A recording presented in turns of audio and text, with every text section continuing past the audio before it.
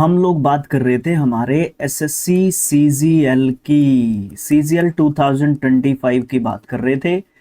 ये आपका प्री यानी कि जो टीयर 1 है उसकी हम लोग बात कर रहे हैं।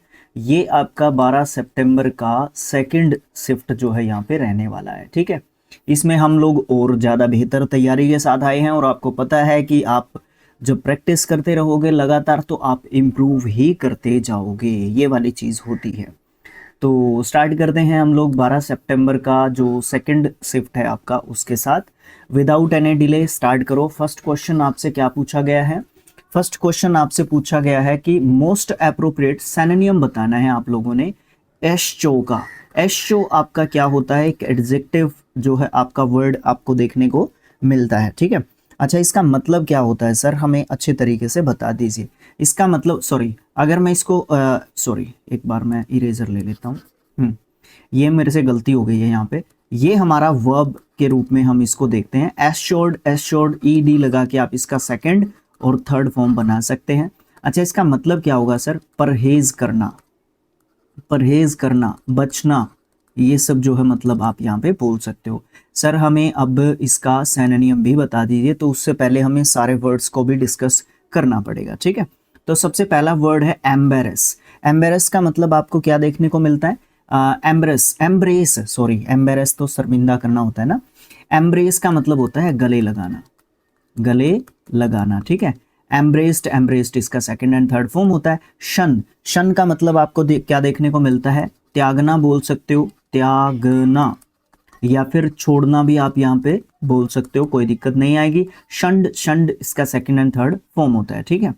परशु, परशुड, परशुड इसका सेकंड एंड थर्ड फॉर्म होता है। इसका मतलब होता है पीछा करना। क्या होता है?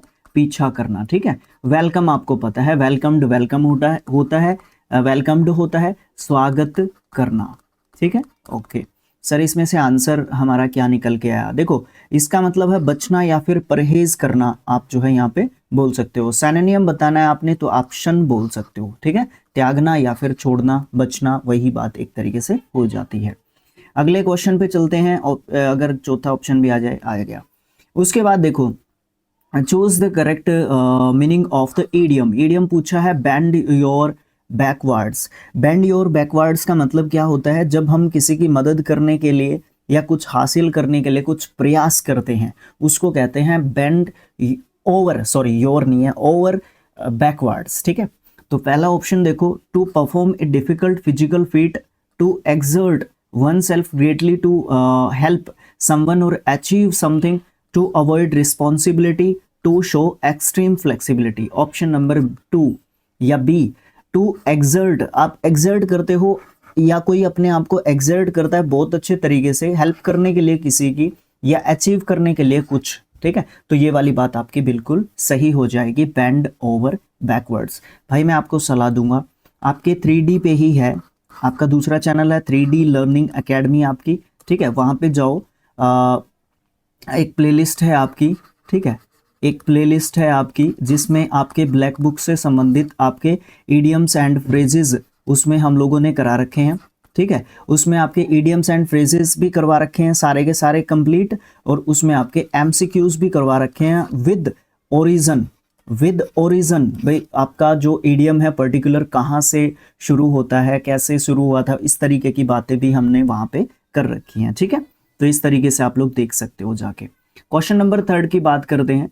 मोस्ट अप्रोप्रिएट एंटोनियम बताना होगा हमें पोटेंटे का। सबसे इंपॉर्टेंट बात है कि आप इसको स्पेलिंग के हिसाब से याद रखोगे, बहुत अच्छा वर्ड है, इंपॉर्टेंट वर्ड्स में से एक आप इसको रखोगे, ठीक है।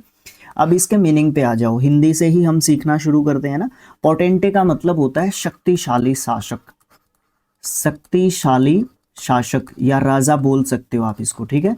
शक्तिशाली राजा या शासक आपका कौन होता है? पोटेंटे, ठीक है।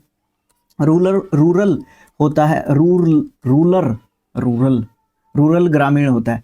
रूलर होता है आपका शासक। फ्रेल, फ्रेल आपको क्या देखने को मिल जाएगा भैया? आपका कमजोर, ठीक है, कमजोर। सोवरन, भाई स्पेलिंग के हिसाब से भी इंपॉर्टेंट वर्ड है आपका सोवरन, ध्यान रखना इस बात का बड़े अच्छे तरीके से। संप्रभु, संप्रभु मतलब क्या है कि जो सभी धर्मों को मानता है, सबका रिस्पेक्ट करता है, उसको हम सोवरन जो है बोलते हैं। जैसे कि आपका इंडिया जो है ना, वो एक सोवरन कंट्री है, ठीक है। मोनार्क आपका एक राजा होता है या रानी होगी, उसके हिसाब से आपका जो शासन चलता है वो मोनार्क होता है। मोनार्की आपकी वो क्या होती है, ए टाइप ऑफ गवर्नमेंट होती है जिसमें एक मोनार्क या मोनार्क मतलब जिसमें राजा या रानी पर्टिकुलरली क्या करते हैं, राज करते हैं। तो उस चीज को आप क्या बोलते हो, मोनार्क बोलते हो, ठीक है। ओके, आपका सम्राट या सम्राज्ञी आपका क्या करता है, राज करता है, ठीक है। ओके सर, इसमें एंटोनियम बताना था हम लोगों ने पोटेंटे का। पोटेंटे आपका शक्तिशाली शासक है, फ्रेल आपका कमजोर हो जाता है। अब यहाँ पे इस हिसाब से ऑप्शंस के अकॉर्डिंग आप क्या मानोगे, इसको शक्तिशाली मान लो, ठीक है, अकेला शक्तिशाली मान के चलो पोटेंटे को, और फ्रेल को आप कमजोर मानते हो। फ्रेल का एक और ईडियम होता है फीबल, ठीक है, सॉरी ईडियम नहीं, सैनोनियम बोल सकते हो। फीबल कमजोर, भंगूर भी बोल सकते हो आप इसको, आसानी से जो टूट सकती है चीज है, ठीक है। अगला क्वेश्चन सर, अगला question, identify the miss spelled word. Bureaucracy, privilege, acknowledge और सेपरेट। सेपरेट में आपकी स्पेलिंग की गलती है, लेकिन इसकी गलती मुझे आप लोग कमेंट बॉक्स में लिख के बताओगे। ब्यूरोक्रेसी आपकी क्या होती है, ब्यूरोक्रेसी आपकी नौकरशाही होती है। प्रिविलेज आपके विशेषाधिकार होते हैं, विशेषाधिकार, ठीक है। अच्छा, एक्नॉलेज मतलब आपके संज्ञान में आ गया है मामला, या उसके बारे में आप जानते हैं, या आप ये बोल सकते हो एक्नॉलेज मतलब किसी चीज को आप मान्यता देते हो, ठीक है, या स्वीकार कर लेते हो। ये सब जो है एक्नॉलेज के बोल सकते हो आप। इसको वर्ब कहोगे, इसको आप एडजेक्टिव कहोगे, इसको आप नाउन कहोगे। Cracy, cracy A type of government है ना, ठीक है भैया। अगला क्वेश्चन, भाई ये क्या क्वेश्चन है, एडिक्विटी के खिलाफ इसीलिए तो जो है बातें हो रही थी। करेक्ट स्पेलिंग बतानी है, referring fear of long words. देखो, जो बड़े वर्ड्स होते हैं उनसे जब हमें डर लगता है, इसका मैंने सीधा सीधा जो है ये आप लोग बोल सकते हो कि सर आपने इसका सीधा सीधा पढ़ रखा है, तो भाई मैं वही बात बता रहा हूँ, इसमें मैं कुछ नहीं कर सकता। ऑप्शन नंबर ए आपका यहाँ पे सही आंसर है, ठीक है। अच्छा सर, हमें थोड़ा सा ध्यान दिलाने के लिए कोशिश कर सकते हो आप लोग, बिल्कुल कर सकता हूं मैं। इसका देखो, हिप्पोपोटम, हिप्पो करो पहले तो, फिर टोमोन, फिर आपका स्ट्रोस, ठीक है, फिर आपका क्विपीडिया, फिर आपका क्विपीडिया लियो, और फिर आपका फोबिया। अब इसका पिछला वर्ड पकड़ लो, फोबिया। फोबिया मीन्स आपका डर। ये जो है ऐसे वर्ड्स का डर होता है जिनसे हमें बड़े होने का डर लगता है। अब ये वर्ड जो है खुद इस बात का एक एग्जाम्पल है, ठीक है। इससे बारे में, इससे ज्यादा मुझे इस वर्ड के बारे में कुछ नहीं बोलना, ठीक है, ओके। अच्छा भैया, अगला क्वेश्चन क्या कहता है, ये कहता है कि चूज करो correct one word substitute for practicing swear self discipline and abstention typically for religious reasons. भाई इसमें मुझे हाईलाइट करने की चीजें हैं, मैं पूरा दम लगा दूंगा यहाँ पे, पूरा दम लगा देना है मैंने अपना पूरा, ठीक है। इस सीरीज के ऊपर पहले भी लगाया है, आगे भी लगाते रहेंगे, अब भी लगा रहे हैं, मैं ये बोल रहा हूँ ये चीज। देखो, प्रैक्टिस करना बड़े अच्छे तरीके से सेल्फ डिसिप्लिन की और एब्सटेंटेशन की। एब्सटेंटेशन मतलब किसी चीज को हम छोड़ना चाहते हैं, टिपिकली किस चीज के लिए, किस चीज के लिए, रिलीजियस रीजंस के चलते हम किसी चीज को एक तरीके से छोड़ देना चाहते हैं, उस चीज को हम रखना ही नहीं चाहते। ये वाली बात आपको जो है देखने को एक तरीके से मिलती है, ठीक है। अच्छा, अब यहाँ पे सर हमारे ऑप्शंस हैं, उनके बारे में भी थोड़ा सा हमें बता दीजिए, ठीक है। तो चलो देखते हैं, हम लोग ऑप्शंस को भी समझने की कोशिश करते हैं। पहला आपका आता है हिडोनिस्टिक। ये आपका एक एडजेक्टिव वर्ड होता है, स्पेलिंग के हिसाब से याद रख लेना इस वर्ड को, बड़ा अच्छा वर्ड आपका ये है, ठीक है, ध्यान रखना इस बात का, ओके जी सर, ओके। इसका मतलब होता है सुखवादी, सुखवादी, जो सिर्फ हिडोनिस्ट ऐसा व्यक्ति होता है जो सिर्फ सुख का साथी होता है। डिबोच्ड भी आपका एक एडजेक्टिव जो है वर्ड आपका होता है, ये होता है भ्रष्ट, ठीक है। ऑस्ट्री कौन होता है, ऑस्ट्री होता है संयमी, संयमी बोल सकते हो, धैर्यवान, ठीक है।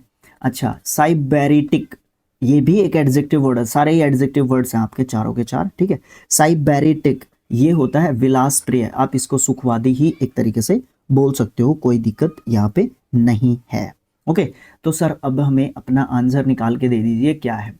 तो भैया आपका आंसर आपको क्या देखने को मिलेगा, एक ऐसा व्यक्ति जो स्पेशली जो आपके रिलीजियस रीजंस के चलते जो अपने आप को डिसिप्लिन रखता है, सेल्फ डिसिप्लिन रखता है और एब्सटिंटेशन रखता है, ठीक है, स्पेशली रिलीजियस पर्पस के लिए, वो आपका साइब्रेटिक एक तरीके, सॉरी ऑस्ट्री होता है वो आपका, ठीक है। साइब्रेटिक तो सुखवादी होता है, ये सुख से इनका कोई लेना देना नहीं होता, भ्रष्ट ये होते ही नहीं है, तो आपका ऑस्ट्री यहाँ पे आ जाता है। वो बहुत ही संयमी व्यक्ति होता है, उसके अंदर बहुत सारा धैर्य आपको देखने को मिलता है। Next question, select the correct option. You can either submit your research paper today dash by the end of week. देखो कंजंक्शन है भाई, आइदर का पेयर किसके साथ होता है, और के साथ होता है, ये तो मुझे आपसे ही पूछना चाहिए था क्वेश्चन, ठीक है। अच्छा, अगला भी सेम है, करेक्ट ऑप्शन को ढूंढना है। The vulnerable professor dash lectures always captivated his students announced his retirement. जो वल्नरेबल प्रोफेसर हैं वो लेक्चर्स उनके ऑलवेज जो है होते हैं कह के चलेंगे हम लोग, लेक्चर्स कह रखा है यहाँ पे, ठीक है, होते हैं कैप्टिवेटेड, नहीं सॉरी, होते थे उनके लेक्चर्स कैप्टिवेटेड, किसके लिए, उनके स्टूडेंट्स के लिए उन्होंने अनाउंस कर दिया है उनका रिटायरमेंट। देखो यहाँ पे वट हम लगा नहीं सकते। अब देखो यहाँ पे बात आ जाती है रिलेटिव प्रोनाउन की, ठीक है, किसकी आ जाती है, रिलेटिव प्रोनाउन की। ओके, तो इसमें आप जो है दैट, हुम और हुज, इनमें से आप एक रखोगे। वट का यहाँ पे कोई भी काम नहीं है, दूर दूर तक वट का यहाँ पे कोई भी लेना देना नहीं है, ठीक है। Okay, relative adjective, actually pronoun नहीं एडजेक्टिव, ठीक है, रिलेटिव एडजेक्टिव। क्यों कह रहा हूं मैं एडजेक्टिव, क्योंकि लेक्चर्स के बारे में बात हो रही है यहाँ पे, लेक्चर्स को डिफाइन करने की यहाँ पे बात हो रही है, ठीक है। तो लेक्चर्स को डिफाइन करने के लिए हम लोग यहाँ पे लेके आएंगे हुज को, ठीक है, हुज लेक्चर्स, ठीक है। ओके, हाँ, कुछ मैं गलती तो नहीं कर गया इसमें, एक बार मुझे इरेज करके देख लेने दो भाई, मुझे कुछ भी डिलीवर नहीं करना है, गलत पॉइंट, एक भी गलत पॉइंट मुझे डिलीवर नहीं करना है, ताकि किसी का भी नुकसान एक तरीके से ना हो, ये वाली बात मुझे यहाँ पे रखनी होगी। वल्नरेबल प्रोफेसर, हाँ ठीक है, हुज ही आएगा यहाँ पे, ठीक है, हुज ही आएगा। रिलेटिव एडजेक्टिव के रूप में हम इसको यहाँ पे रख रहे हैं, ठीक है। Okay, select the correct option. यहाँ पे भी कुछ इसी तरीके का क्वेश्चन पूछा है। द इंसेसेंट मतलब कॉन्टिन्यू बोल सकते हो, निरंतर, ठीक है, लगातार, ठीक है। Okay, the incessant debate began to dash the enthusiasm of even the most dedicated participants. देखो यहाँ पे बात जो है किस तरीके की चल रही है, या किस तरीके की यहाँ पे बात एक तरीके से कहने की कोशिश की जा रही है। देखो बात क्या है, ऑप्शंस को लेके आता हूं मैं, पहले क्वेश्चन को समझते हैं अच्छे तरीके से। द इनसेसेंट डिबेट, जो ऐसा डिबेट जो लगातार एक तरीके से चल रहा है, या लगातार जो डिबेट या बहस कह सकता हूं मैं चल रही है। बिगैन टू, उसने बिगैन कर दिया, टू कर दिया, ब्लोस्टर करना शुरू कर दिया, एनर्वेट करना शुरू कर दिया, या इनविगोरेट करना शुरू कर दिया, या डिसक्लोज करना शुरू कर दिया। किसको, जो एंथुसियाज्म था किसका, द मोस्ट डेडिकेटेड जो पार्टिसिपेंट्स थे उनका, उसके उत्साह को मतलब जो उसके नहीं, उनके उत्साह को, जो पार्टिसिपेंट थे उनके उत्साह को क्या कर दिया, एंथुसियाज्म को कम कर दिया, जो लगातार बहस चल रही थी उसने। अब यहाँ पे ऑप्शंस क्या दे रखे हैं, ब्लोस्टर आपका क्या होता है, मजबूत करना बोल सकते हो, ठीक है, या सहारा देना कर सकते हो। अब यहाँ पे टू आया है, टू के साथ यहाँ पे वर्ब की फर्स्ट फॉर्म मेरे को चाहिए है, तो सारे ही यहाँ पे वर्ब की फर्स्ट फॉर्म है। अच्छा ठीक है, अच्छा मजबूत करना बोल दिया। एनर्वेट का मतलब क्या होता है, एनर्वेट का मतलब आपको देखने को मिल जाता है कमजोर करना, क्या करना, कमजोर करना। अगला है इनविगोरेटेड होता है, इसका मतलब भी मजबूत करना बोल सकते हो, ऊर्जा भरना बोल सकते हो, ठीक है, मजबूत करना। डिसलोज्ड इसका सेकंड एंड थर्ड फॉर्म होता है, इसका मतलब होता है हटाना, और वो भी कहाँ से, प्लेस से हटाना, मतलब स्थान से हटाना, आप जो इसका मतलब बोल सकते हो। सर इसका आंसर क्या आ गया, बड़ी आसानी से मुझे पता चल गया, क्योंकि जब लगातार डिबेट चल रही है तो उससे एंथुसियाज्म कम हो रहा है, तो इनर्वेट कहूंगा ना मैं, इनर्वेटेड इनर्वेटेड आपका सेकंड एंड थर्ड फॉर्म इसका हो जाता है। अगला क्वेश्चन आपका क्या है, अगला क्वेश्चन 10th क्वेश्चन है। ये कहता है कि गलती बतानी है, एरर का क्वेश्चन है हमारा। The myriad challenges confronting modern urban planners ranging from sustainable infrastructure to social equity often demands an indisciplinary approach to yield effective solutions। भाई लंबे क्वेश्चंस मिल रहे हैं आपको एडिक्विटी में।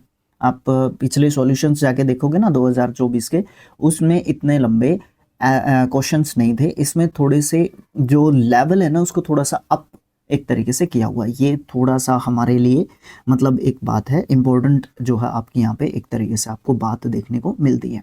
अच्छा, मुझे हाईलाइटर उठाना होगा। द मायरेड सबसे इंपॉर्टेंट चीज़ है। ये मायरेड क्या होता है? ये मायरेड आपका एक ऐसा वर्ड है जो बहुत सारे लोगों की संख्या को डिनोट करता है। किसको डिनोट करता है? बहुत सारे लोगों की संख्या, सॉरी बहुत सारी संख्या को आपका जो मायरेड है वो बताने की कोशिश करता है। अब यहां से पढ़ो इसको अच्छे तरीके से। The myriad challenges confronting modern urban planners, ये आपका एक सब्जेक्ट के रूप में काम कर रहा है। अच्छा चलो देखते हैं आगे भी क्या है। जो आपके बहुत सारी संख्या में जो आपको चैलेंजेस देखने को मिल रहे हैं, जो भी मॉडर्न अर्बन जो प्लानर्स हैं उनको, ranking from sustainable infrastructure to social equity, जो आपके क्या कर रहे हैं, जो भी आपके सामने जो आपका सस्टेनेबल इंफ्रास्ट्रक्चर, जो सतत जो आपका इंफ्रास्ट्रक्चर है, जो इंफ्रास्ट्रक्चर किसको बोलते हैं, जो आपकी जो संरचना एक तरीके से होती है, जो सोशल इक्विटी को लेके आती है, जो सामाजिक आपकी समानता को लेके आती है एक तरीके से। रैंकिंग फ्रॉम सस्टेनेबल, जो सामाजिक अवसंरचना, जो सतत अवसंरचना से लेके सामाजिक जो समानता तक फैली हुई एक तरीके से है। ठीक है, ये बहुत सारे चैलेंजेस की बात की जा रही है। ऑफन आमतौर पर डिमांड करती है एन इनडिसिप्लिनरी अप्रोच, इससे जो है एक ऐसी इनडिसिप्लिनरी अप्रोच, दृष्टिकोण, मतलब ऐसा दृष्टिकोण जो इनडिसिप्लिनरी है, टू यील्ड इफेक्टिव सॉल्यूशंस, उससे जो है इफेक्टिव सॉल्यूशंस की डिमांड करती है। तो यहाँ पे आपके मायरेड चैलेंजेस है ना, तो एक चीज मुझे अच्छे तरीके से समझ में आ गई है। जो ये मायरेड चैलेंजेस हैं ये आपके अगर प्लूरल नाउन को डिनोट कर रहे हैं और ये आपके प्लानर्स के बारे में बात कर रहे हैं और चैलेंजेस हैं, बहुत सारी चुनौतियां हैं, तो यहाँ पे ये डिमांड्स किसके लिए आया है? ठीक है, ये जो आपका यहाँ पे कॉमा लगाया है और ये जो कॉमा है ये एक्स्ट्रा डिफाइन कर रहा है किस चीज को, इस चीज को और ज्यादा, लेकिन इसके लिए वर्ब आपका है ही नहीं, तो वर्ब आपका ये डिमांड्स है और डिमांड्स नहीं आएगा, यहाँ पे डिमांड आएगा। क्यों? क्योंकि आपका सब्जेक्ट वर्ब एग्रीमेंट कहता है कि अगर आपका सब्जेक्ट सिंगुलर है तो आपकी वर्ब सिंगुलर होनी चाहिए। यहाँ पे सब्जेक्ट प्लूरल है तो आपकी वर्ब जो है क्या होनी चाहिए? प्लूरल वर्ब होनी चाहिए। तो डिमांड जो कि आपका फर्स्ट फॉर्म रूट फॉर्म जो होगा वो आपका प्लूरल होता है। ऑप्शन नंबर 2 में गलती है, यहाँ पे बी में आपका ऑप्शन नंबर 2 लिख रखा है, तो मैं यहाँ पे बी को निशान लगा दूंगा और आगे की तरफ चला जाऊंगा। ठीक है, अच्छे तरीके से समझ में आया ना? नहीं समझ में आया तो मेरे को बता देना भाई। अगला क्वेश्चन फिर से कॉमन एरर का है, कोई बात नहीं, दम लगा देंगे। The manager along with her entire learn expects that the project will be completed before the deadline and they shall submits the final report on Friday। अब देखो यहाँ पे क्या बात चल रही है, इस पे भी समझते हैं। जो मैनेजर है उसके साथ साथ along with ये आपके फिक्स प्रपोजिशन में आते हैं। ठीक है, along with her entire learn expects, जो भी उसके साथ जो लर्न कर रहे हैं वो एक्सपेक्ट करते हैं। ठीक है, क्या एक्सपेक्ट करते हैं? दैट कि जो प्रोजेक्ट है विल बी कंप्लीटेड, जो प्रोजेक्ट है कंप्लीट हो जाएगा बिफोर द डेडलाइन जो दे रखी है उससे पहले, एंड दे शैल सबमिट्स, वो जो है सबमिट करेंगे। नहीं, गलती मिल गई मेरे को। क्या गलती है?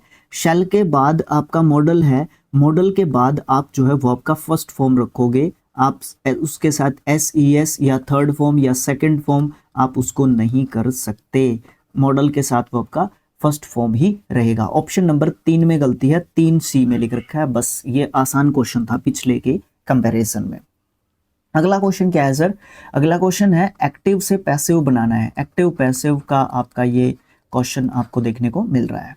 The council will consider the new zoning proposal next month. अच्छा ठीक है सर, देख लो टेंस पहचानो इसमें। पहले तो विल कंसिडर है, ठीक है। अब यहाँ पे क्या करना पड़ेगा आपको? विल कंसिडर है, देखो इसमें क्या चीज की बात की गई है?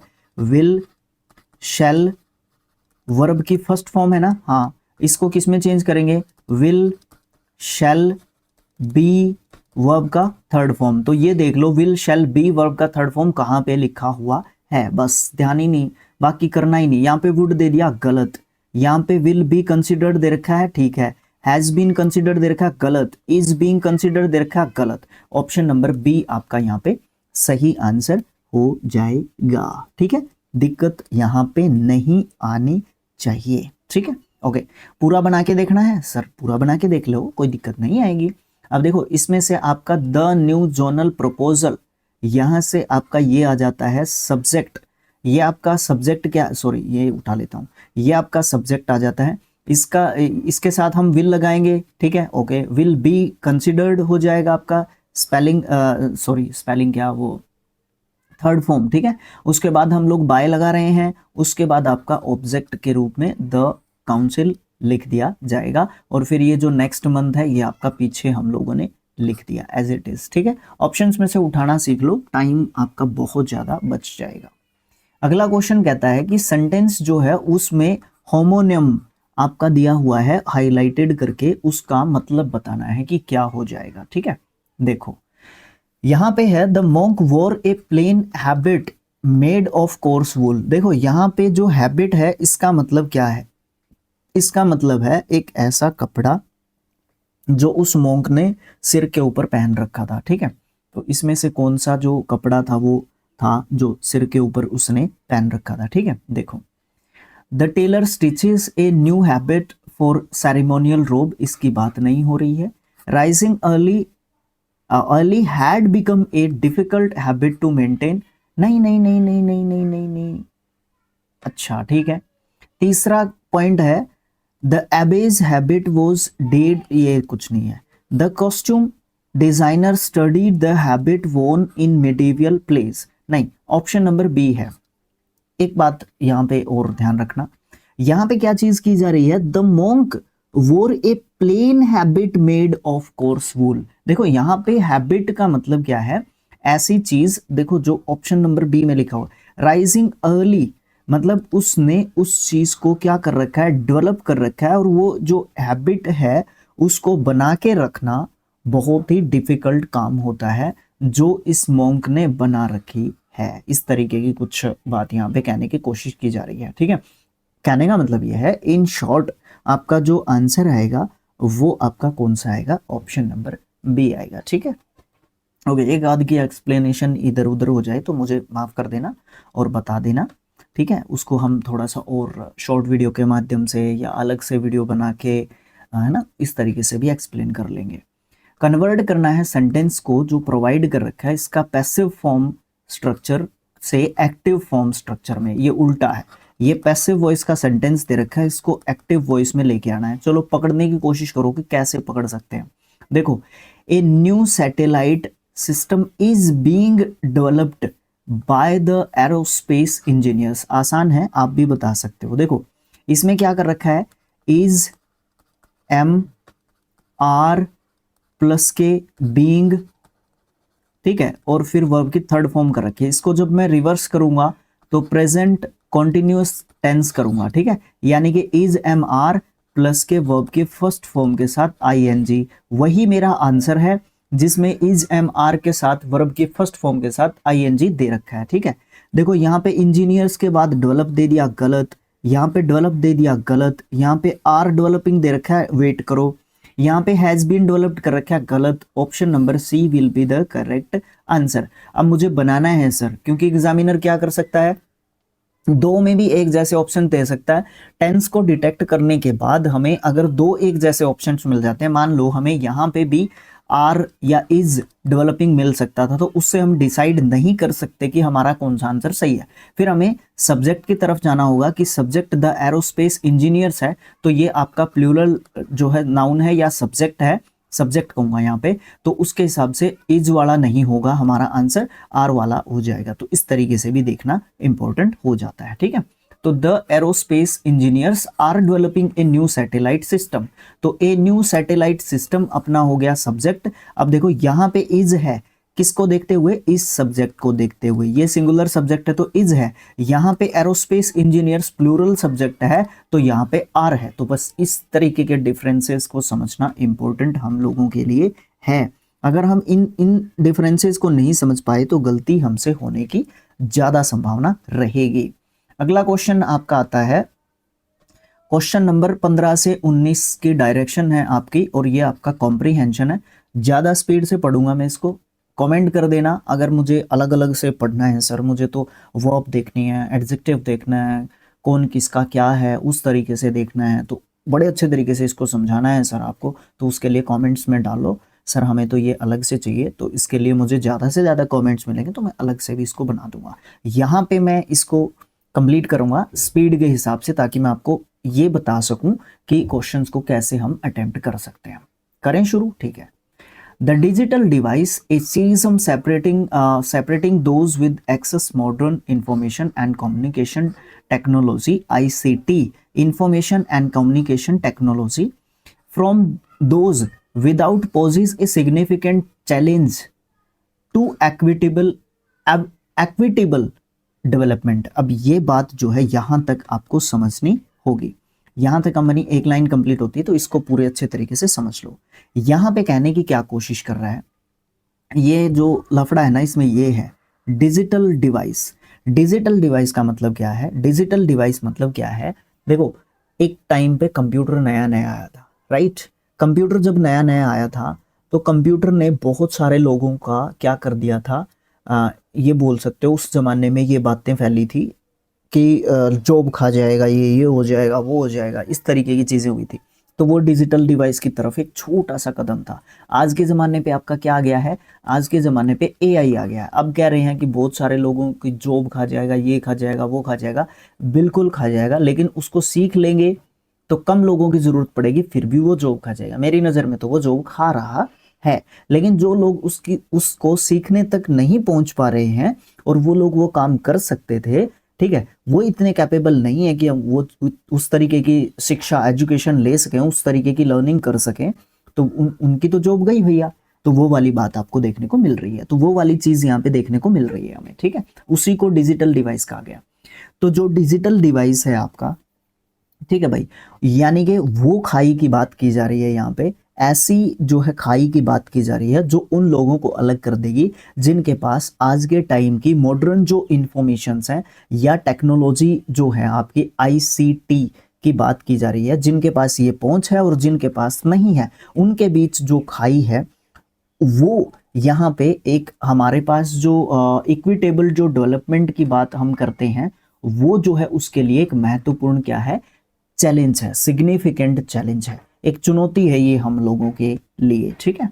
अगला पॉइंट क्या है आपका, उसको पढ़ते हैं। देखो, while the internet offers unparalleled opportunity for education, economic growth and civic participation, billions globally remain unconnected or lack the necessary digital literacy, leverage its benefits। यहाँ पे क्या कहने की कोशिश कर रहा है, यहाँ पे ये कहने की कोशिश कर रहा है कि जो इंटरनेट है आपका, है ना, मैंने कहा ना कि इंटरनेट एआई को सीखना पड़ेगा, उस तरीके की चीज जो उसके प्रति जो एजुकेशन है, वो इंटरनेट जो है आपका, इंटरनेट से संबंधित जो शिक्षा है आपकी, वो आपके आर्थिक विकास यानी कि इकोनॉमिक जो ग्रोथ है आपकी, उसके बारे में बात कर दी है, ठीक है। एक तो आपका आर्थिक जो है विकास एक तरीके से हो गया, ठीक है, और उसमें इंटरनेट जो है आपका एजुकेशन, आर्थिक जो विकास है वो, और जो नागरिकों की जो उसके लिए पार्टिसिपेशन रहेगा, उसके लिए जो सिविक जो पार्टिसिपेशन रहेगा, ये लिखा हुआ है यहाँ पे, जो नागरिकों का जो उसमें भागीदारी एक तरीके से रहेगी। ये जो तीन बातें हैं, ये जो तीन चीज़ें हैं आपकी, वो आपको क्या करते हैं, एक बड़ा अच्छा जो है आपको एक अवसर प्रदान करते हैं। लेकिन दुनिया भर में जो अरबों लोग हैं, जो बिलियंस जो लोग हैं ऑल ओवर द वर्ल्ड, जो आपके बहुत सारे जो लोग हैं, वो भी इससे अभी तक जो है जुड़े नहीं है, या उनको इस चीज़ की अभी पता भी नहीं है, उनको इस चीज़ का नॉलेज ही नहीं है। और उनके पास जो आपकी डिजिटल जो साक्षरता है, डिजिटल लिटरेसी जो है, वो उनके पास अभी तक नहीं है। तो उन लोगों को हम किस तरीके से साथ में एक तरीके से जोड़ पाएंगे, ये वाली बात जो है यहाँ पे एक कंसर्न, एक चिंता के रूप में इस चीज़ को यहाँ पे रखा गया है। ठीक है, ओके, ये वाली बात यहाँ पे हो गया। मतलब कहने का क्या है, ये जो क्या कौन सा कलर है, ये ग्रीन, जो ग्रीन कलर में आपकी लाइन है, कहने का मतलब यहाँ पे ये है कि अगर हमारे पास डिजिटल साक्षरता की जब हम बात करते हैं, डिजिटल लिटरेसी की जब हम बात करते हैं, तो बहुत सारे लोगों को बिलियंस ऑफ पीपल जो है इसके बारे में अनअवेयर हैं, इसके बारे में जब जानते ही नहीं हैं, तो फिर ये बात कहाँ से कामयाब एक तरीके से होगी, क्योंकि बहुत सारे लोगों को पता ही नहीं है ना इस चीज का। अच्छा, आगे, this divide is not merely about access to hardware like smartphones और computers, and it encompasses disparities in broadband connectivity, affordability, quality of service, and the skills needed to effectively navigate the digital landscape. भाई बड़े अच्छे तरीके से मैं इस बात को समझ गया और आपको बताने की कोशिश करता हूं। जो ये डिवाइड है, मतलब जो डिजिटल लिटरेसी है वो सबके पास अभी तक नहीं पहुंच पाई है। इससे जो एक्सेस है, जिनके पास जो हार्डवेयर्स हैं, है ना, इसके लिए बहुत सारी चीज़ें भी तो चाहिए। अब मैंने आपको कहा था 2 मिनट के लिए, आप ये सोच के चलो, हम लोग स्मार्टफोन से वीडियो बना रहे थे, ठीक है, ओके, किस तरीके से वीडियो बना पाते थे, आपके बुक्स के फोटो खींच लिए, फिर उससे बना रहे थे, कॉपीराइट स्ट्राइक मिल गया, दिक्कत आई, आपका चैनल डिलीट हो गया, दोनों के दोनों चैनल्स डिलीट हो गए, फिर आपको दोबारा 10K तक पहुंचने के लिए कितनी मेहनत करनी पड़ रही है। आज आप कहाँ पे हो सकते थे। तो ये चीज़ें अब आप जो है किस तरीके से कितना लिख पाते हो स्क्रीन पे, वो वाली चीज है ना। तो उसके लिए हार्डवेयर का भी होना आपके पास इंपॉर्टेंट है, जैसे कि स्मार्टफोन हो गए, कंप्यूटर्स हो गए। ये आपको वो डिस्पैरिटीज हैं, ये जो कनेक्टिविटी, अफोर्डेबिलिटी या क्वालिटी ऑफ सर्विस, और जो भी स्किल्स, सबसे महत्वपूर्ण चीज क्या है, स्किल्स। स्किल के साथ साथ आपके ये हार्डवेयर्स भी इंपॉर्टेंट होते हैं, इफेक्टिवली नेविगेट करते हैं उस डिजिटल लैंडस्केप को, उस डिजिटल प्रकार की जो भी वो असमानताएं हैं ना, उनमें ये सारी की सारी चीजें आपकी शामिल हैं। ज्यादा मैं इसके ऊपर समय नहीं देना चाहूंगा क्योंकि हमें जल्दी भी करना होगा।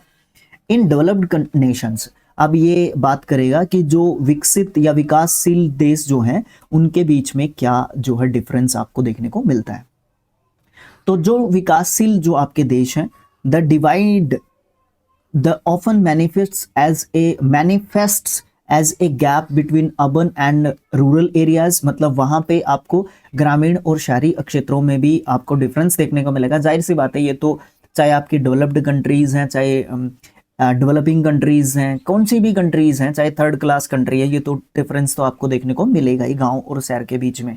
और between different psycho economic groups, और अलग अलग जो आर्थिक, सामाजिक आर्थिक जो ग्रुप होते हैं उनके बीच में आपको डिफरेंस देखने को मिलेगा। कौन से कंट्रीज में, डेवलपिंग कंट्रीज में। फिर बात कर रहा है in developing countries, sorry developed countries में। डेवलपिंग कंट्रीज में क्या डिफरेंस होगा, it is more fundamental barrier with entire regions lacking basic infrastructure. भाई डिफरेंस क्या है बिटवीन डेवलप्ड नेशंस और कंट्रीज और डेवलपिंग कंट्रीज और नेशंस के बीच में, ठीक है, क्या है, देखो कहने का मतलब क्या है, जो आपके डेवलप्ड कंट्रीज है वहां पे आपको शहरों और गांवों के क्षेत्रों के बीच में डिफरेंस देखने को मिल सकता है, और वो भी किस हिसाब से, सामाजिक और आर्थिक हिसाब से। लेकिन आपके जो डेवलपिंग कंट्रीज हैं उसमें वो खाई और भी बड़ी मिलेगी, और भी ज्यादा बैरियर के रूप में आपको देखने को मिलेगी। उसमें सारे के सारे जो क्षेत्र होंगे वो तो बेसिक इंफ्रास्ट्रक्चर भी नहीं मिलेगा आपको, कहाँ पे, डेवलपिंग कंट्रीज के अंदर, ठीक है ना। ये बात यहाँ पे बताने की हमें कोशिश कर रहा है। आगे क्या कहने की कोशिश कर रहा है, 1 मिनट, कलर चेंज करना इंपॉर्टेंट है। द कॉन्सिक्वेंसेस आर प्रोफाउंड, और जो ये कॉन्सिक्वेंसेस हैं, ये जो परिणाम है ना, वो क्या है, बहुत ज़्यादा गंभीर हैं। कहाँ पे? In developing countries. Those on wrong side of the divide face होगा, हाँ, reduced educational opportunities, limited access to remote work, exclusion from e-governance services, and a diminished voice in the global conversation। कहने का मतलब यहाँ पे क्या है? यहाँ पे कहने का मतलब ये है, देखो भैया, इसके बहुत गंभीर परिणाम आपको देखने को मिलेंगे। जो आपका डिजिटल डिवाइस है उसके गलत पक्ष पर रहने वाले लोगों को कम शैक्षिक अवसर मिलेंगे, सीमित या दूर जो क्षेत्र होंगे उन तक काम उतने इजीली नहीं पहुंच पाएगा, जो ई गवर्नेंस सेवाएं होती हैं वो उससे बाहर रहेंगे, और वैश्विक जो बातचीत होती है, ग्लोबल जो कॉन्वर्सेशन होती है, ये लिखा हुआ है ना, ग्लोबल कह रहा था, ग्लोबल जो कॉन्वर्सेशन होती है, मतलब एक देश दूसरे देश से कैसे जुड़ के रहेगा, है ना। अब मान लो एआई को हमारा इंडिया स्वीकार नहीं करता, तो हम लोग क्या करेंगे? पड़े रहो भैया एक कोने में, सीधी सी बात है ना। अब एक बात बताओ, गांवों के लोग 4G नेट को या 5G नेट को स्वीकार करना बंद कर दे, पड़े रहो भाई एक तरफ। बहुत सारी जो ई गवर्नेंस सर्विसेज हैं, गवर्नमेंट की स्कीम्स हैं, उनसे उनको पता ही नहीं चलेगा कि चल क्या रहा है देशों में, अपने देश में चल क्या रहा है। तो इस तरीके की बातें, ये जो गैप्स हैं, इनके बारे में यहाँ पे बात की गई है। आगे क्या है? आगे है bridging requires multi faceted this gap interventions including government initiatives to expand infrastructure, subsidies to make internet access affordable, हाँ ये बात हुई ना, and comprehensive digital literacy programs। भाई सीधी सीधी बात यहाँ पे क्या है? यहाँ पे सीधी सीधी बात ये है कि ये जो खाई है ना, ये जो खाई है, इसको हम कैसे भर सकते हैं? इसको हम भर सकते हैं, डिफरेंट प्रोग्राम्स चलाए जाएं, लोगों को लिटरेट किया जाए, लोगों को उस एजुकेशन के बारे में बताया जाए, डिफरेंट डिजिटल लिटरेसी प्रोग्राम्स चलाए जाएं, लोगों को उसके प्रति अवेयर करवाया जाए, तब जाके हम लोग इस प्रकार की चीज़ों को क्या कर सकते हैं? एक्सपेंड कर सकते हैं, लोगों तक पहुंच सकते हैं, लोगों को अपनी बात जो है बता सकते हैं। Furthermore, content must be culturally relevant and multilingual to ensure inclusivity. भाई इस पैसेज की, इस पैराग्राफ की सबसे द मोस्ट इंपॉर्टेंट लाइन है ये मेरे लिए। इसके साथ साथ हमें क्या करना पड़ेगा? जो कंटेंट है, जिस हिसाब से आप बता रहे हो, उनकी कल्चरली उनके लिए रेलेवेंट होना चाहिए और मल्टीलिंगुअल होना चाहिए। हो सके तो मैं ये कहता हूं कि उनकी मदर टंग में होना चाहिए, उनकी मातृभाषा में होना चाहिए, उनकी लोकल लैंग्वेज में उनको क्या करना चाहिए? बच्चे खेल रहे हैं, मैं ये बंद कर देता हूं थोड़ी देर के लिए। अब बच्चों को खेलने से आप रोको और मत, क्योंकि खेलना देना चाहिए उनको, बट वो हमें थोड़ा सा डिस्टर्ब कर रहे हैं, तो हम लोग अपना इलाज लगा लेते हैं ना, कोई दिक्कत नहीं है। तो कहने का कोशिश क्या है? कहने का कोशिश यहाँ पे है कि जो भी कंटेंट आप लोगों को अवेयर करने के लिए प्रोवाइड करवा रहे हो, तो वो जो कंटेंट है ना, वो उनके लिए क्या हो? मल्टीलैंग्वेज हो, उनके समझ में भी आना चाहिए वो। ठीक है, ओके। मैं हरियाणा से हूं तो हरियाणवी में डिलीवर करो ना, ग्रामीण लोगों को सिखा रहे हो तो हरियाणवी में डिलीवर करो अपने उस बात को, है ना। ये है ultimately ensuring universal access and digital competence is not just about technology, it is about fostering social equality, ensuring that no one is left behind in the rapidly advancing digital age. बात तो बिल्कुल सही है, बात तो बिल्कुल जायज़ है। लास्ट में आप लोग ये बोल सकते हो कि जब हम सब तक पहुंच जाएंगे, है ना, जब हम सब तक पहुंच जाएंगे यूनिवर्सल एक्सेस को इंश्योर करने के लिए, और डिजिटल जो आपकी कॉम्पिटेंस है, जो मतलब क्या कहूँ, डिजिटल जो दक्षता मतलब एजुकेशन आप दे रहे हो, डिजिटल कॉम्पिटेंस का मतलब क्या हो जाएगा?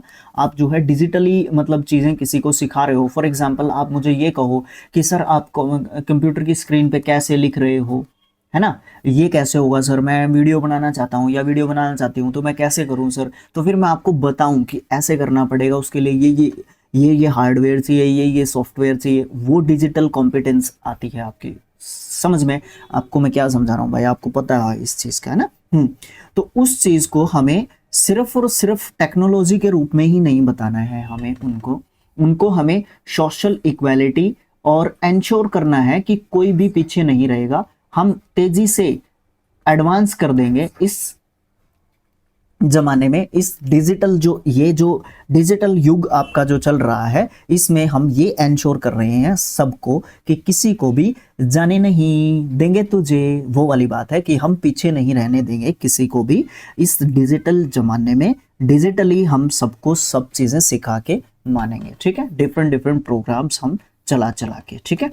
तो ये था भाई आपका डिजिटल डिवाइड। भाई मैंने तो अपनी तरफ से दम लगा दिया, बाकी आप लोग बताओगे, आपके कमेंट्स बताएंगे, आपके शेयरिंग बताएंगे, क्योंकि आप शेयर कितना करते हो वीडियोस को ये मुझे पता चलता है। हमारे पास एक YT स्टूडियो नाम का एप्लीकेशन होता है एजुकेटर्स के पास, ठीक है, या जो भी यूट्यूब पे काम करता है, फेसबुक सोशल मीडिया पे काम करता है, खासकर यूट्यूब का होता है, ठीक है। ओके, क्वेश्चन है इससे रिलेटेड 15 से 19 तक। What is the main idea of the passage. भाई अब तो आप भी बता दोगे, मेरे हिसाब से मैंने बहुत ज़्यादा एक्सप्लेन कर दिया इसको, ठीक है, बाकी देख लेना।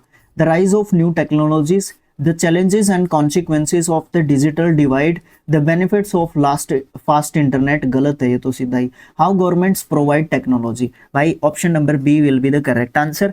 उन challenges या consequences की बात करी है जो डिजिटल डिवाइड जो है अभी फेस कर रहा है, ठीक है, ये सेंट्रल आइडिया है इस पैसेज का। अगला क्वेश्चन क्या कहा, अगला क्वेश्चन हमारे सामने प्रेजेंट किया गया है, What does the digital divide primarily refer to? Digital divide जो है वो सबसे प्रमुख काम किसके ऊपर जो है काम कर रहा है। A gap between old and new technology, the difference in access to modern technology and related skills, the separation of digital and analogue devices, और a boundary between online and offline activities. मैं confuse हूँ B and D के बीच में, ठीक है, B and D के बीच में। अब मैं आंसर लगा रहा हूं आपके बी को, the difference in access to modern technology and related skills. ये जो है बात डिजिटल जो डिवाइड है, क्योंकि आपने देखा था कौन सी लाइन हाईलाइट करी थी, अब मुझे ये ध्यान में नहीं रहेगा। ये जो है आपका उन चीजों के बारे में बात करेगा जो आपके क्या हैं, जो आपके ऐसे गैप्स के बीच में बात करता है, जो मॉडर्न टेक्नोलॉजी, आधुनिक जो तकनीक है और उससे रिलेटेड जो कौशल्स हैं, स्किल्स हैं, उनके बीच में जो डिफरेंस है ना, ये उसको एक्सेस करता है, उस तक पहुंचने की कोशिश करता है। उसी को हम क्या कहते हैं, डिजिटल डिवाइड कहते हैं। इसमें कहा कि एक ऐसी बाउंड्री किसके बीच में, ऑनलाइन और ऑफलाइन जो एक्टिविटीज हैं, गतिविधियां हैं, उनके बीच में। तो ये बात आप यहाँ पे फीकी पड़ जाती है। अगला क्वेश्चन क्या है, अगला क्वेश्चन है भाई, बिसाइड्स हार्डवेयर के साथ साथ what other factors contribute to digital divide. दूसरे और कौन कौन से फैक्टर हैं जो डिजिटल डिवाइस को प्रभावित करते हैं, ठीक है। देखो, one only the cost of software, the number of available apps, broadband qualities and digital skills, the speed of social media. भाई कमेंट बॉक्स में इसका आंसर मुझे लिख के बता सकते हो आप लोग। आसान क्वेश्चन है, मुझे नहीं लगता कि इतना मुश्किल क्वेश्चन है। अगला क्वेश्चन क्या कहा, what is one major consequence. एक ऐसा महत्वपूर्ण कॉन्सिक्वेंस बताओ, घटना बताओ, बात बताओ, of those the wrong side of the digital divide.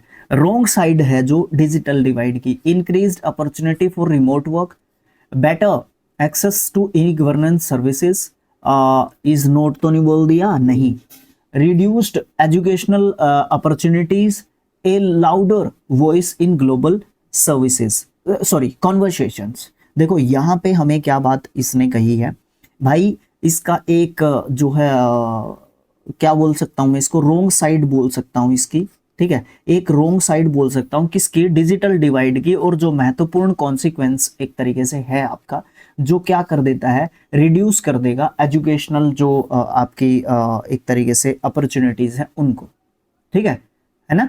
यही बात यहाँ पे एक तरीके से बोली गई है। ओके, देखो इंक्रीज हो रही है इससे अपॉर्चुनिटी, जो भी रिमोट वर्क है उससे, ये बात आपकी भाई नोट होना चाहिए फिर इसमें कहीं ना कहीं। बेटर एक्सेस कर सकते हैं हम गवर्नमेंट जो आपकी सर्विसेज हैं, ई सर्विसेज हैं, लाउडर वॉइस हो सकती है ग्लोबल कॉन्वर्सेशन के लिए। तो भाई ये अलग पॉइंट है, एक तो ये बात है, और मेरे हिसाब से रोंग साइड, हाँ ठीक है, सी ही आएगा इसका, ठीक है। डिजिटल जो एजुकेशन अपॉर्चुनिटी है उसको ये कम करेगा। अगला क्वेश्चन और लास्ट क्वेश्चन रहेगा पैसेज के लिए। What is one suggested solution to bridge digital divide? Digital divide को ब्रिज करने के लिए, उस खाई को कंप्लीट करने के लिए एक सजेशन आप क्या दोगे इनमें से? रिड्यूस कर देंगे number of available online platforms को, गलत कर देंगे अगर आप ऐसा कर देंगे तो। Governments expanding infrastructure, government expand करेगी इंफ्रास्ट्रक्चर को, फोकस करेंगे सिर्फ अर्बन एरियाज पे, गलत बात है।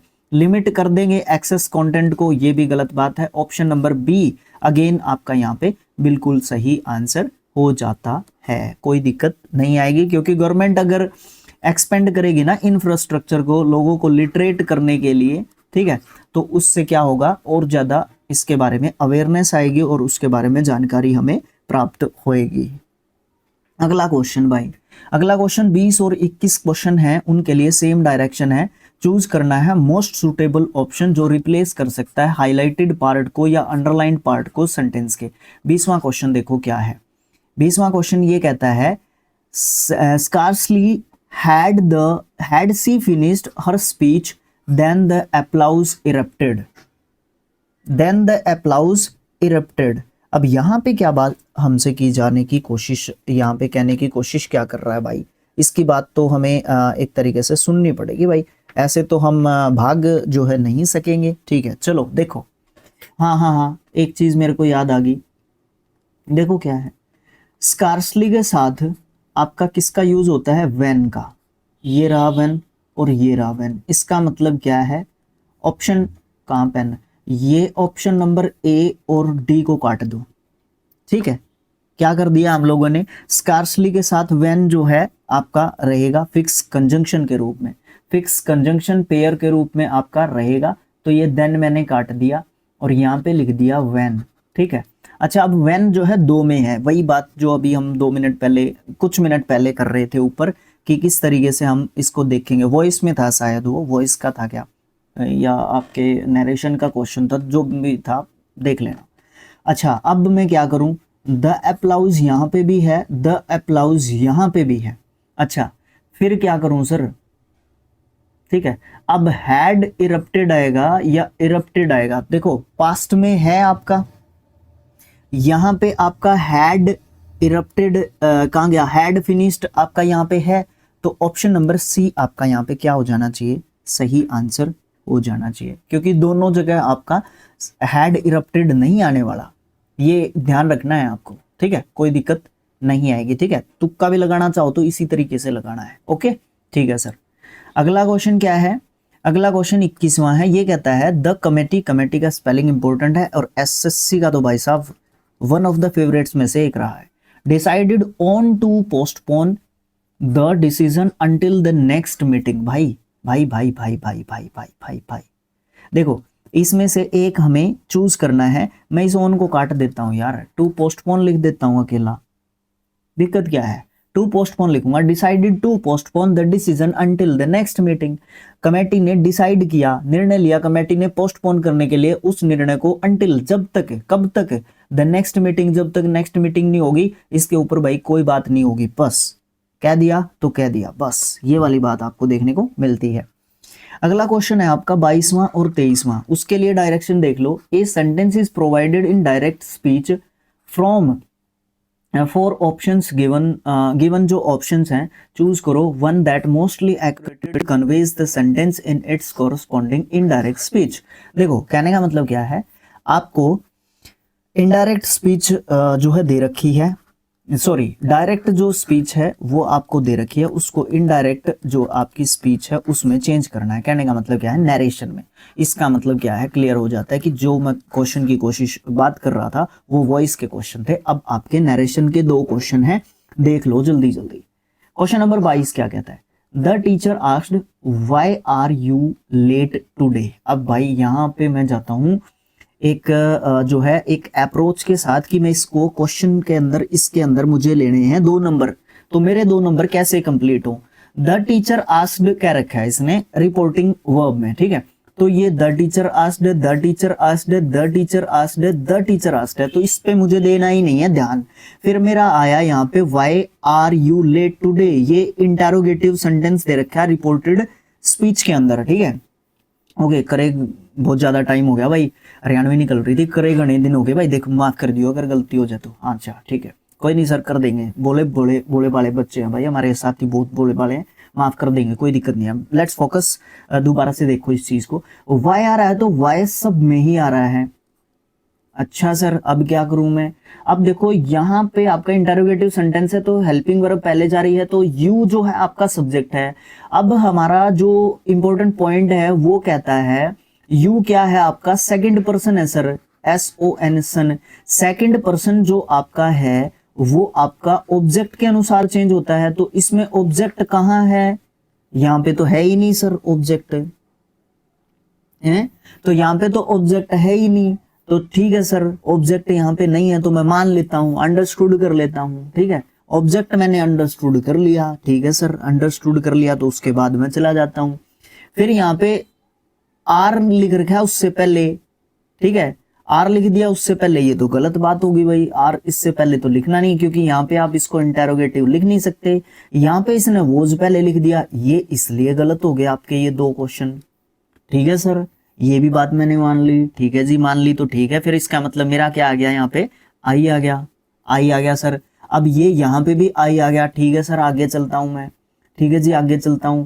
टुडे को मैंने दैट डे में चेंज कर लिया, इस पे भी दैट डे है, इस पे भी दैट डे है, तो इसका मतलब या तो वो जाएगा या एम आएगा, लेट उसके पीछे आना ही है फिर, ठीक है सर। तो इसको मैं इरेज कर लेता हूँ, फिर डिसाइड करता हूँ कि मुझे मेरा यहाँ पे क्या आना चाहिए, ठीक है सर। देखो क्या आना चाहिए, देखो यहाँ पे आपका आर है, इसके पीछे कुछ नहीं है ना, ठीक है।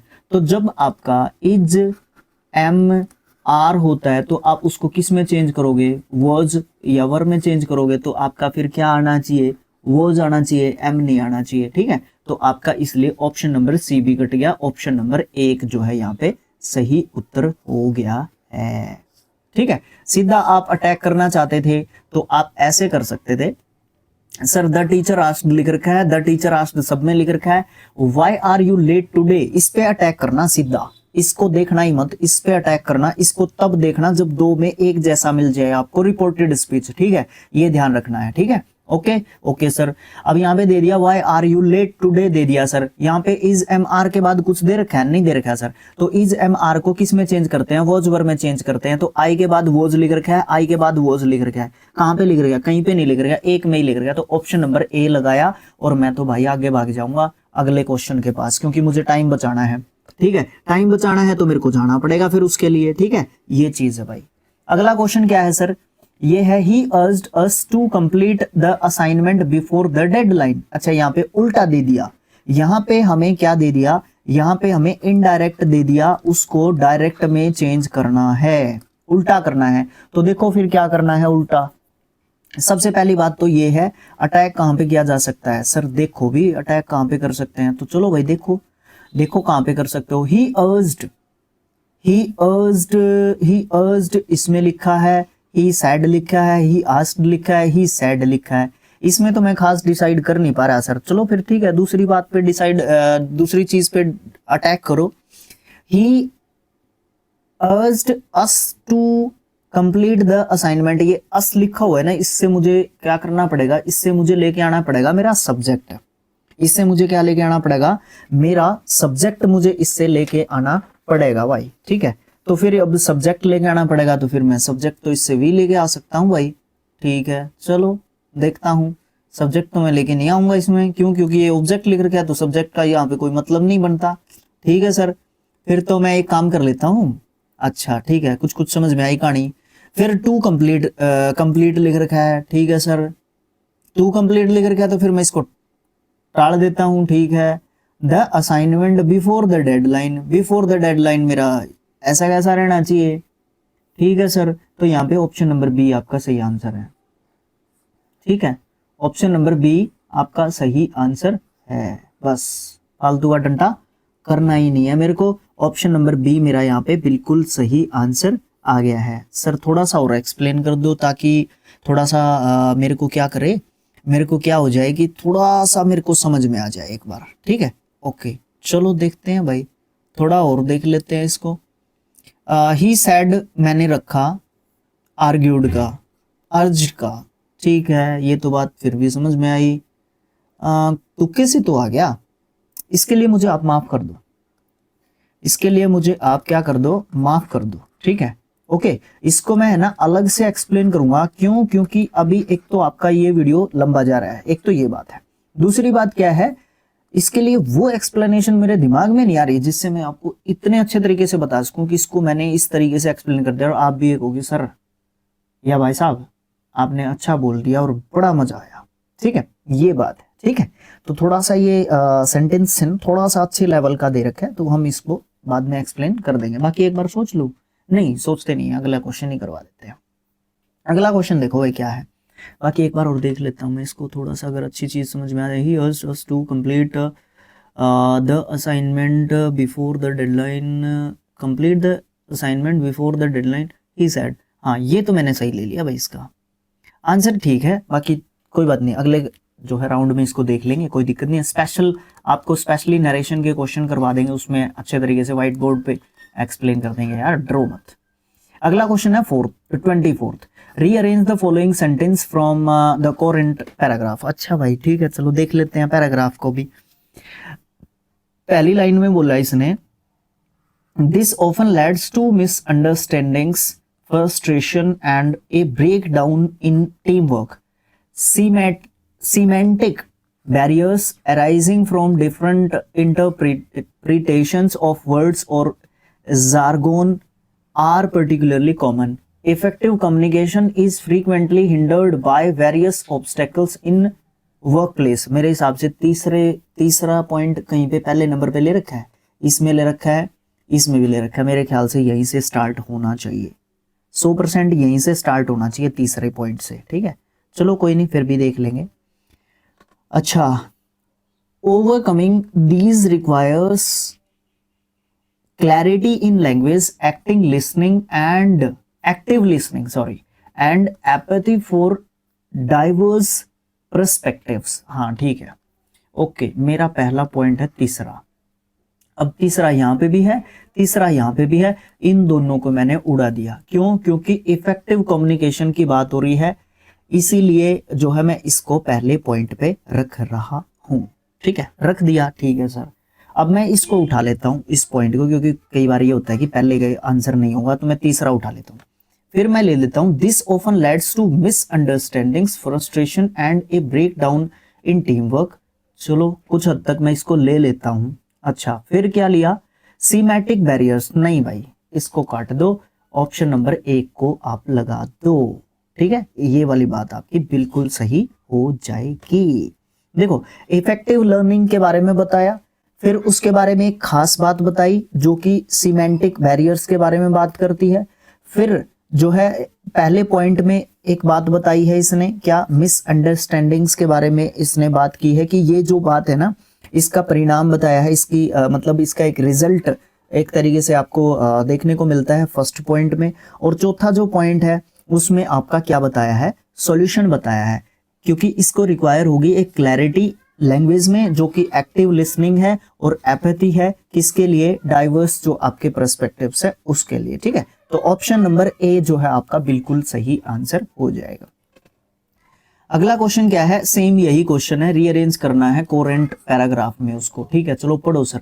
सोलर पावर हार्नेसिंग, हाँ ठीक है, the sun's abundant radiation is becoming increasingly cost effective efficient। ये पहले नंबर पे नहीं आएगा, ठीक है, ये आपका पहले नंबर पे 100% नहीं आएगा। इसका मतलब क्या है, ऑप्शन नंबर डी आपका गलत हो जाता है और ऑप्शन नंबर बी भी आपका गलत हो जाता है।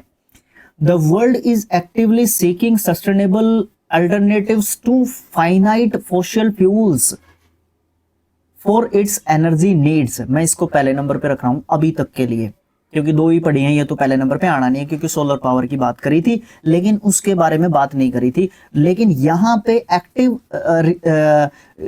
एक्टिवली किसकी बात कर रहा था, फाइनाइट फॉसिल फ्यूल्स की बात कर रहा है, फ्यूल्स फॉर एनर्जी नीड्स की बात कर रहा है। तो यहाँ पे सोलर पावर की बात करी है, तो इसका मतलब क्या है, उस एनर्जी को जो ये ढूंढ रहा है वो सोलर पावर है, ठीक है। तो इसलिए मैं कह रहा था कि पहले नंबर पे पहला सेंटेंस नहीं आएगा, इसलिए मैंने 2 ऑप्शंस को एलिमिनेट कर दिया, ठीक है सर। और वैसे भी आपका दूसरा दोनों पे लिखा हुआ, अभी गया ऑप्शन पे ध्यान, ठीक है, ओके ठीक है। तो पहले नंबर पे दूसरा आ गया, तो फिर ऑप्शंस पे ही चला जाऊं। अब की बार मैं पहले से ही चला जाता हूँ, पहले से ही चला जाता हूँ। फिर आपका दूसरे नंबर वाला ले लिया, ठीक है। सोलर जो है आपकी पावर है, ठीक है, ले लिया, ये मैंने दूसरे नंबर पे ले लिया, ठीक है सर।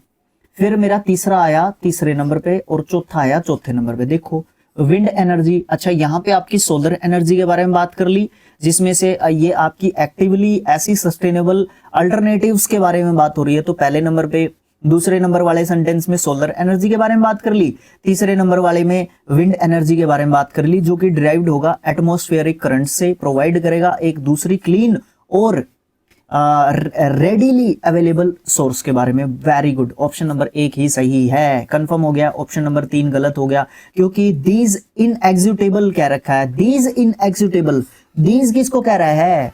सोलर एनर्जी और विंड एनर्जी को तो कह रहा है, इसलिए आपका ऑप्शन नंबर सी भी एलिमिनेट हो जाता है। Resources offer a promising pathway to future powered by clean renewable energy. Very good, बस इससे ज्यादा मुझे समझाना भी बिल्कुल नहीं है। That's it, that is the end of our session.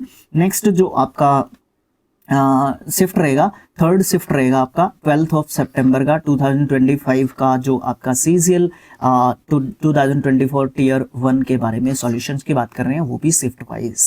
Okay भाई, इतना दम लग गया तो वीडियो को लाइक कर दो और फिर कर दो शेयर, और जो मैंने क्वेश्चंस आपसे पूछे हैं कमेंट बॉक्स में वो डाल दो। एक क्वेश्चन डाउट में है, गलत आंसर नहीं है, वो क्वेश्चन आपका नरेशन का, वो मैं आपको कभी शॉर्ट वीडियो में डिफाइन करके भी डाल सकता हूँ उसको मैं, ठीक है, ये ध्यान रखना, ठीक है। ओके, कभी भी मिल सकता है आपको उसका आंसर, बिल्कुल ये कंफर्म है कि आंसर इसका सी आएगा, ठीक है, आंसर इसका सी आएगा। कौन सा था वो, कौन सा था? यही था ना, 22 था क्या, थर्ड था? नहीं ये नहीं था, ये वाला ही था, थर्ड वाला था, 23, ठीक है। इसका आंसर मैं डाल दूंगा आपको, ठीक है। Okay, thanks for watching, thank you so much. मिलेंगे नेक्स्ट जो आपका शिफ्ट रहेगा उसमें भाई, तब तक के लिए बाय बाय। और रिक्वायरमेंट रहेगी खास, किस चीज की सर? भाई रिक्वायरमेंट रहेगी आपके शेयरिंग की, क्योंकि इंपॉर्टेंट है, बिना शेयरिंग के काम नहीं चलने वाला है। अभी मैं कोशिश कर रहा हूं कि मैं आपको पढ़ाते हुए यहाँ पे दिखूं, कहीं ना कहीं मेरी शक्ल दिखे भाई, मैं उसके लिए फाइनेंशियली इतना कैपेबल नहीं हूँ।